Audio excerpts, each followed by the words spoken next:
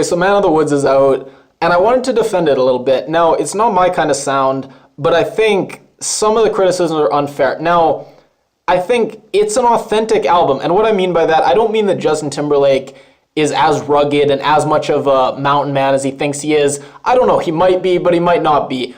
What I do think is that it's clear that he didn't make this album around these themes and this new sound. He didn't change because he thought it was trendy and was popular right now, or he thought it was going to be trendy and he was going to, start another trend.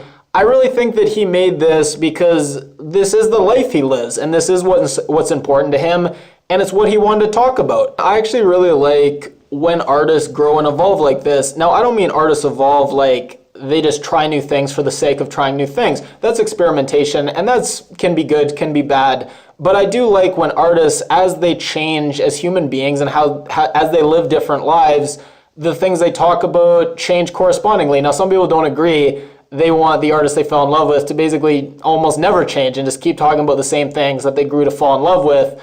But for me, as people get older and they're talking about the same stuff that they were in their 20s, and you really know they're not living that life anymore, for me, even though maybe it's going to sell the most tickets or it's going to be the most powerful music, it rings a little fake and hollow to me. I don't mind when, as someone becomes a dad, becomes a father, same word, someone becomes a dad, becomes a husband, starts raising a family.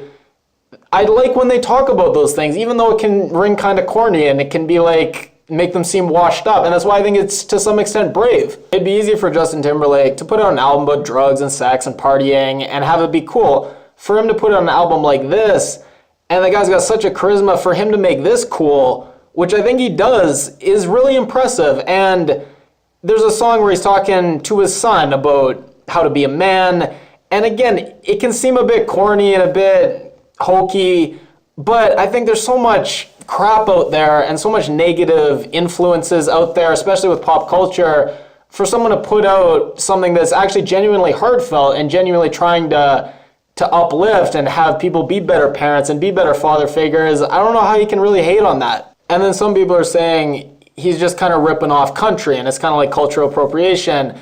I don't think that's fair at all, because there's a bit of overlap between what he's talking about and some country artists, but it's a completely new, different sound, different theme. Say what you will about it.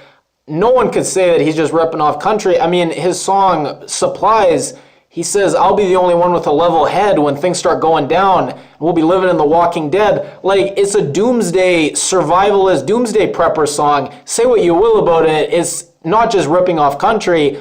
I don't even think you could say it's, country with a Justin Timberlake twist.